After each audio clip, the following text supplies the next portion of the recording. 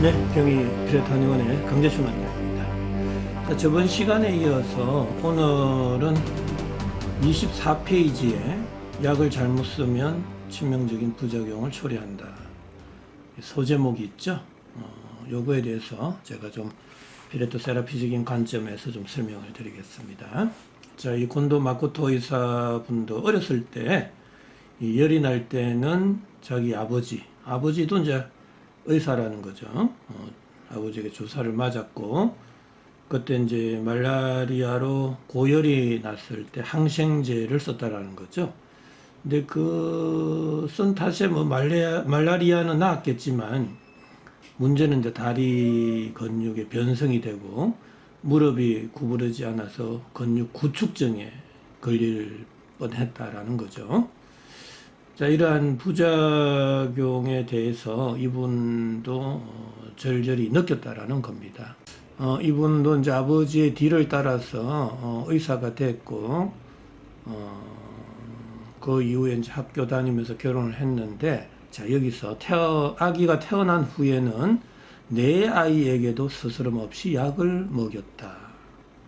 약을 잘못 써서 생기는 해로움에 대해 그 당시에도 알지 못했다라는 이야기죠. 결혼 이후에도. 약이 우리 몸에 얼마나 심각한 해를 끼치는지를 알게 된 것은 의사가 되고 나서였다. 이렇게 돼 있죠. 이분은 이제 학교 다니면서 학생 시절에 결혼을 했나 봐요. 그리고 이제 그 이후에 이제 의사가 된 이후에 또 공부를 하다 보니까 약물에 대한 부작용을 알게 됐는데, 근데 제가 볼 때는요, 아직까지도 이분은 왜 약물에 대한 부작용이 생기는지를 모르고 계세요. 책을 쭉 제가 다 읽어봤는데 그러한 말은 하나도 안 나와요. 왜 약을 먹으면 부작용이 생길까? 그거에 대해서 아셔야 돼요. 그게 핵심이에요. 오늘의 제가 이 소제목에 있어서의 그 약물의 부작용에 대해서 이분도 지금 설명하고 있거든요. 그런데 본질을 설명을 안 하세요. 본질을. 왜 약을 먹으면 부작용이 생기는지. 대부분 사람들은 그럽니다. 뭐 어떤 효과가 있으면, 작용이 있으면 반작용이 있다라고 생각을 하세요. 그거하고는 완전히 다릅니다. 우리가 물리학에서 말하는 작용, 반작용의 법칙은 완전히 다릅니다. 이거는 반동현상이라고 이야기하는데 그게 아니고 약물의 부작용입니다. 제가 볼 때는. 부작용은 작용과 반작용하고는 완전히 다릅니다. 그리고 여기 잘 보세요. 이 파란 줄로 적혀져 있는데, 많은 아이들이 독감 백신이나 해열제의 부작용으로 인해 뇌에 장애가 생겨 하룻밤 사이에 치매 상태가 되거나 생명을 잃기도 한다라는 이야기입니다. 독감 백신이나 해열제는 병을 예방하거나 치료하는 힘이 없다라는 거예요. 이러한 사실을 알았을 때는 정말이지 등골이 오싹했다. 지금까지 내가 얼마나 위험한 일을 해왔는지 깨닫게 된 것이다. 하지만 이 사람은 깨닫지 못했어요. 제가 볼 때는. 부작용은 알았죠. 그런데 부작용이 왜 생기느냐고요.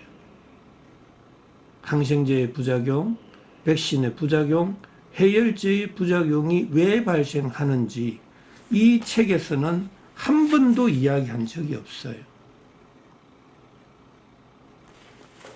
그게 문제입니다.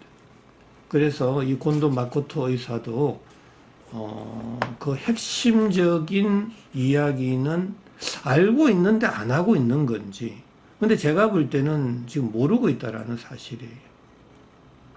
그래서 오늘 제가 그것을 지금 말씀드리려고 합니다. 자, 모든 약에는 부작용은 없어야 됩니다. 약을 드시면서 부작용이 생기는 약은 그 약은 아닙니다. 맹독입니다. 맹독. 약은 절대로 약으로서만 존재 가치가 있지, 약을 쓰는데 부작용이 있다라면 그는 약이 아닙니다. 병을 주고 약을 주는 겁니다. 약 주고 병 주는 거예요. 내가 고열이 난다고 해열제를 썼어요. 근데 해열은 됐지만 내가 뇌경색이 오고 뇌출혈이 오면 됩니까? 치매가 오면 됩니까? 그거는 아니죠. 근데 여기서 제가 하나 알려드릴게요. 자, 해열제를 썼는데 백신이나 해열제 부작용으로 뇌에 장애가 생겼다. 치매 상태가 생겼다는 거죠. 왜 그랬을까요? 왜 하필 뇌 쪽에 장애가 생겼을까요? 제가 누누이 강조했죠. 이러한 약들은 다 심부온도를 내리게 된다고. 심부온도가 내려가는 순간 체온조절 중추 시상하부에서는 체열의 방출을 줄이기 위해서 모공이나 땀구멍을 닫게 된다 그랬잖아요. 그럼 그 닫게 될 때 어느 쪽부터 닫히느냐라는 이야기예요. 바로 제가 심장에서 먼 손발 끝에서부터 닫힌다 그랬죠. 그 이후에 우리는 밥을 먹고 활동을 하잖아요. 몸에서 열은 발생하고 그 열은 어디로 갈까요? 구멍이 많은 얼굴, 머리로 간다라는 거예요. 그러면 머리, 상체, 뇌 쪽으로 열이 가는 거죠. 그러면 뇌 주변에 피부 온도가 올라가잖아요. 뇌 주변에 피부 온도가 올라가면 그 뇌에 염증이 생기는 거잖아요. 뇌에 염증. 안 그렇습니까? 그러면 뇌 쪽에 장애가 생기고 치매가 올 수도 있고 뇌출혈이 올 수도 있다라는 거죠. 해열제는 더더욱 그렇죠. 해열제는. 제가 저번 시간에도 말씀드렸나요? 심부온도는 측정할 수 없다고. 그런데 우리가 병원에 가면 체온을 다 측정하지 않습니까? 그거는 피부 체온이라고요. 근데 피부 체온이 40도라고 심부 체온으로 착각해서 해열제를 준다고요. 그러면 그 해열제에 의해서 심부온도는 더더욱 내려간다고요.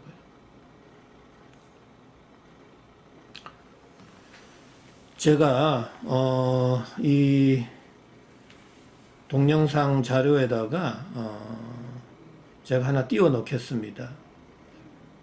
그 발열에 대해서 꼭 한번 읽어보시기 바랍니다. 이 발열이 생기는 이유는요, 심부온도가 37도일 때는 고열이 안 납니다. 정상적인 체온이 유지가 돼요.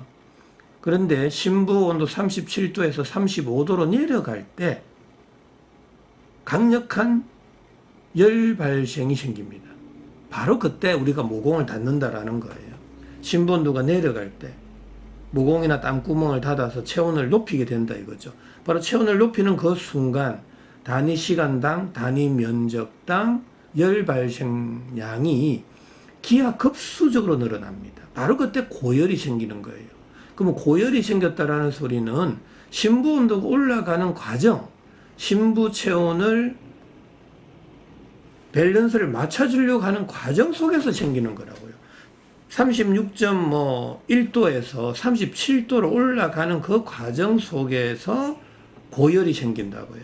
근데 그때 생길 때 체온을 더 떨어버려요? 그럼 더 낮아지는데? 그때 부작용이 생긴다라는 이야기입니다. 심부 온도가 올라가서 병이 생기는 것은요, 우리가 화재가 나서 타서 죽거나 고체온증, 열중증, 열실신, 열피비와 같은 고체온증일 때만 심부온도가 올라가는 거예요. 단지 심부온도가 낮아서 심부온도를 맞춰주는 과정 속에서 심부온도를 높이는 그 단계는 해열을 시키면 안 된다라는 겁니다. 그때 부작용이 생기는 거예요. 왜? 심부온도, 피부온도 둘 다 내려가기 때문에 그렇다라는 겁니다. 지금 이 여기에 있어서의 약물의 부작용도 바로 그겁니다. 제가 누누이 강조하잖아요. 약물의 부작용은 심부온도, 피부온도 둘 다 내려주는 양리작용 때문에 그렇다라는 거예요. 착각하지 마세요. 착각하지. 피부온도가 내려가는 순간 우리가 고열, 두통, 관절통, 근육통 다 완화가 된다고요. 통증이 완화가 된다고요. 피부의 염증도 줄어든다고요. 피부온도가 내려갈 때. 근데 문제는 심부온도까지 내려가면 이 심부온도가 내려가는 때 우리는 모든 부작용이 생긴다는 겁니다. 제가 심부온도가 내려가면 4가지 현상이 생긴다고 그랬죠. 하나는 피부온도가 다시 올라가 버리고요. 모공이 닫히고 땀구멍, 모공이 닫히고 왜? 체온을 유지하려고. 땀 분비를 줄이게 되고요. 그 다음에 표면 장력은 약해지고 응력이 강해진다 그랬잖아요. 이 4가지 현상은 반드시 생깁니다. 체질과 관계없습니다. 남녀노소 관계없습니다. 동물, 인간 모두 다 해당되는 거예요. 고양이, 강아지, 말, 낙타 다 해당되는 거예요. 이는 물리 법칙입니다. 생존의 법칙입니다. 살기 위한 나의 몸부림입니다. 이 네 가지 현상은. 그래서 저는 어떠한 경우라도 한약이든 양약이든 신부 온도를 낮추는 그 어떤 행위를 하지 말라는 거예요. 찬물을 먹지 말라, 기름진 음식을 먹지 말라, 질기고 딱딱한 음식을 먹지 말라, 부드러운 음식을 드셔라, 소화가 잘 되는 음식을 드셔라, 내 주변 환경의 온도를 높여라. 항시 내 몸속 온도가 37도일 때만이 내 몸에 병이 안 생긴다라는 거예요. 왜? 세포가 정상적인 생리활동을 할 수 있는 온도라고요. 세포가 정상적인 일을 할 때 나의 생명현상, 말을 하거나 생각하거나 움직이거나 모든 이 생명현상이 원활해지고 건강해질 수 있다는 거예요. 신본도가 37도만 유지되면 우리가 죽습니까? 안 죽습니다. 죽을 수 없어요. 영생을 합니다. 하지만 물리 법칙적으로 신본도는 죽을 때까지 내려갈 수밖에 없잖아요. 왜? 항시 에너지는 높은 에너지 준위에서 낮은 에너지 준위로 이동하기 때문에 내 주변 환경의 온도는 37도 이상 되는 경우는 거의 없기 때문에 항시 내 체온은 내려갈 수밖에 없는 환경적인 그런 구조, 숙명적인 그런 여건을 우리는 가지고 태어났다고요. 그래서 신본도가 내려가기 전에 우리는 밥을 먹어야 되고 따뜻한 옷을 입어야 되고 따뜻한 집에서 잠을 자야 되는 거예요. 왜 우리가 의식주를 하게 됩니까? 왜 우리가 돈을 벌어서 집을 사고 옷을 입고 밥을 먹어야 됩니까? 바로 신부온도 37도를 유지하기 위한 모든 행위라고요. 그런데 조금 우리가 관절통이 생겼다, 고열이 난다고 신부온도를 확 떨어뜨리는 약을 쓰면 됩니까? 절대로 안 된다라는 겁니다. 이분도요, 그런 말이 없어요. 신부 온도에 대한 말은 하나도 없습니다.